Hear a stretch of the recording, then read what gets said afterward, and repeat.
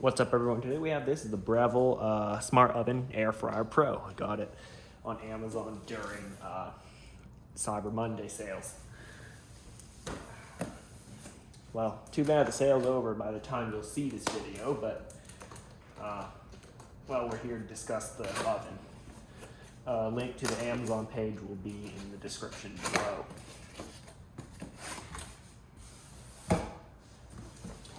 This is an example of something you can cook in there. Looks pretty good.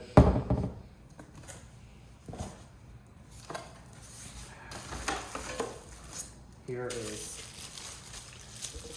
number one, the instruction manual.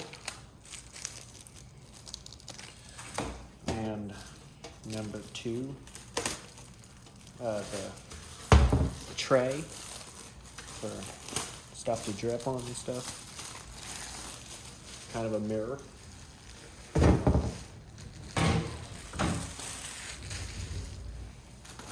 Additionally, you get this, which is a circular tray.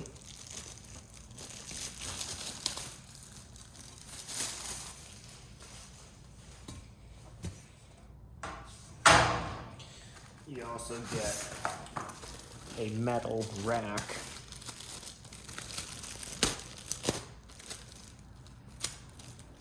Two of them, in fact. Here's one. And for some reason, another one here.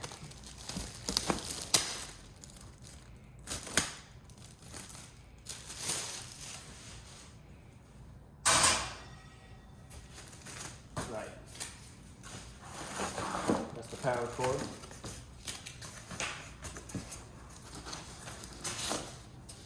Oh, more stuff.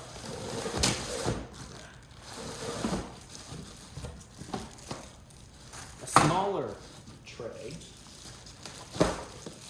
another metal tray, and finally the air frying rack, I believe.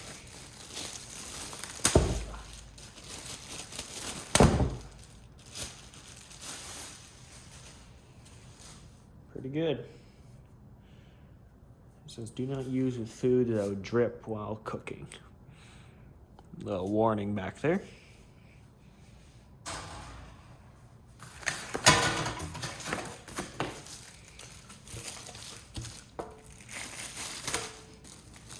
Here's the other metal tray.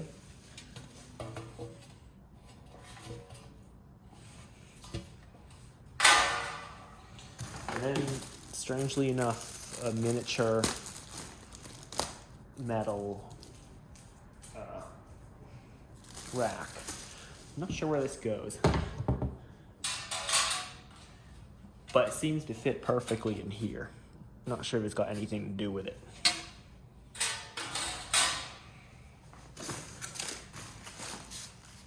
Okay, I think it's time to take the oven itself out of here. It's kind of heavy, so let's see how I can do this. I'll aim the camera at the table. And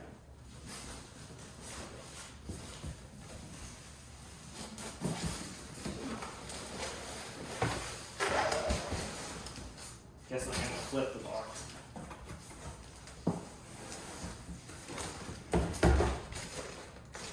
Nope, that won't work either.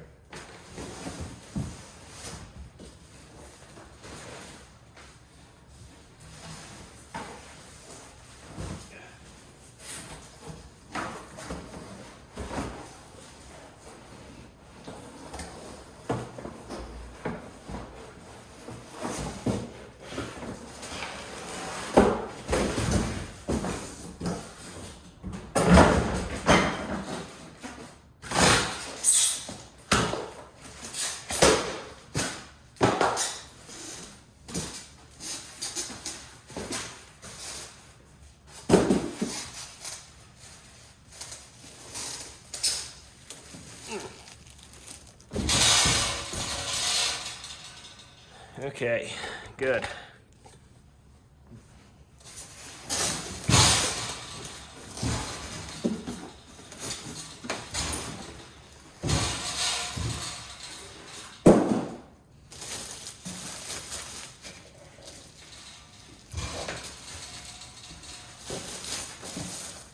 I'm going to take a guess and say it's larger than the other toaster oven from Breville that I got a couple of years ago.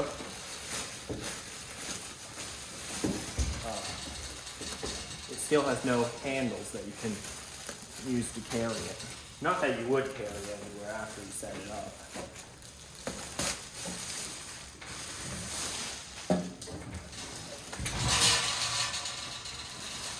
Okay.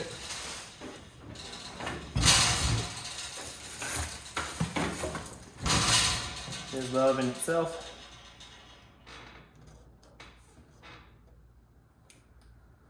Just peel this off. And peel this off.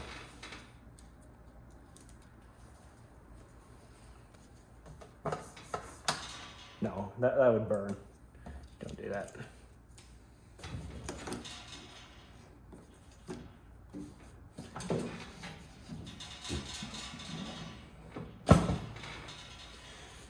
First things first, I know where this goes.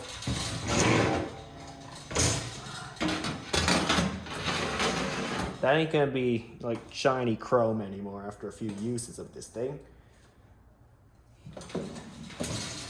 Pretty nice looking toaster oven. Here's a regular tray. That just goes in here.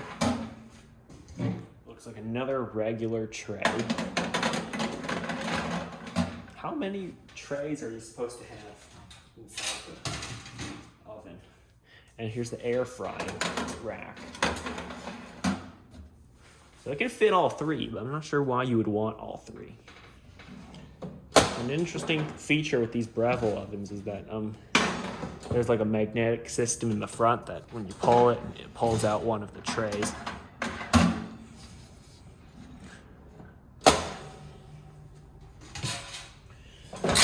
Alright, let's throw this in as well. So make it easier to transport everything to my kitchen. And this. I guess you can make a pizza on that. Alright, that's about it. I'm going to go plug it in. We'll have a look. Okay, so here it is. I plugged it in. Turns out there's a light in there. Just welcome addition. My other one doesn't have it.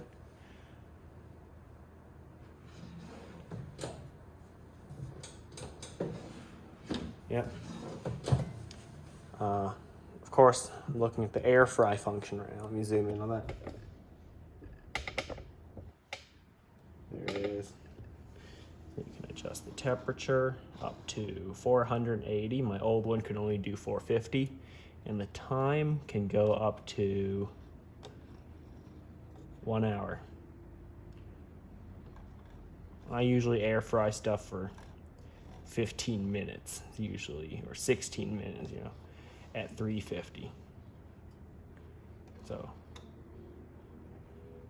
we'll have to see how different this one is compared to my old one, which is a Phillips one. And of course this can toast bread. It can toast a bagel. It can boil stuff, bake stuff, roast, warm. So that means it'll just keep your food warm. How low can it go? Oh, 110, cool. So I can actually show this thing working. Just gotta make sure nothing is like plastic inside it.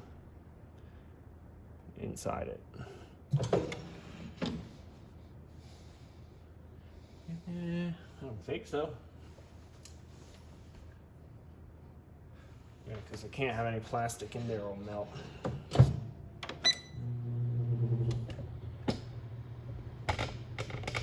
Okay, so I just started it up in warm.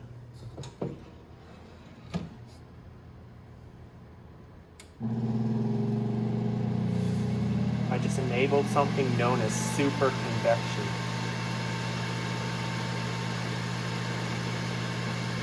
So a lot of airflow is the first thing. Let's turn it off, see what happens. Means I turned off the fan. We have 5 minutes to run this. And it's supposed to warm up to 110. Let's just turn it on to regular convection. Okay, so it sounds pretty normal. Pretty quiet. Quieter than my old one. And let's turn on super convection.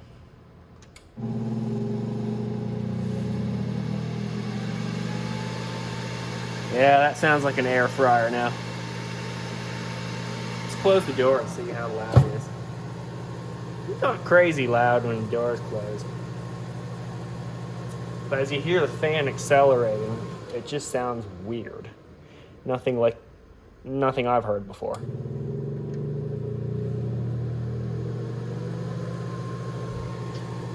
Yeah, have a listen. Anyway, if the noise doesn't bother you, I guess it's a good toaster oven. Not sure if super convection works in bake mode. Yeah, it does. Sorry, I'll show you the display again. Does it work in toast? I don't think so. Yeah. No, it doesn't. Bagel? No. Boil? No.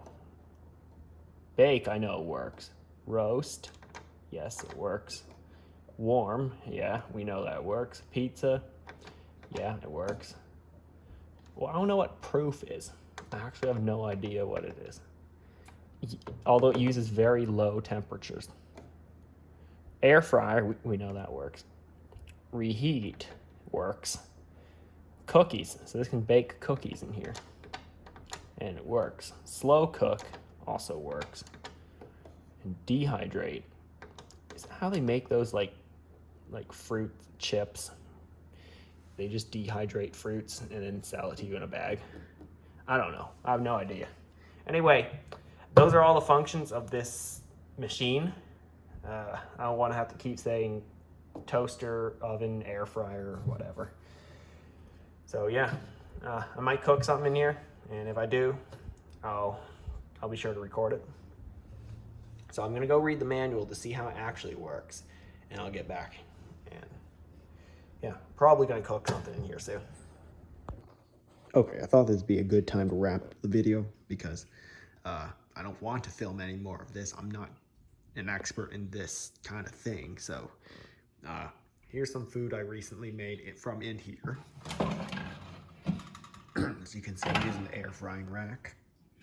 It is quite dirty.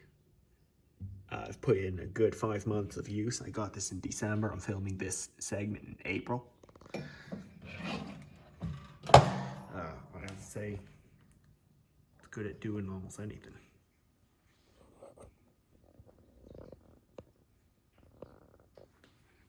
So there it is. Although, to be fair, the food it makes, especially in the air fryer, is slightly unevenly cooked. That means like the stuff here possibly would be cooked more than the stuff here or here. You know, it's just uneven, and also it's not as crispy as my old Philips air fryer was. So it's got its benefits and drawbacks as an all-in-one toaster, air fryer, oven, whatever, you know. It's good at baking stuff.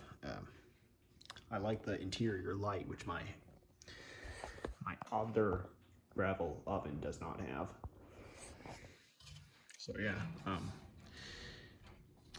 overall pretty good, especially because I got it on sale. So there it is. Thanks for watching. I'll see you next time.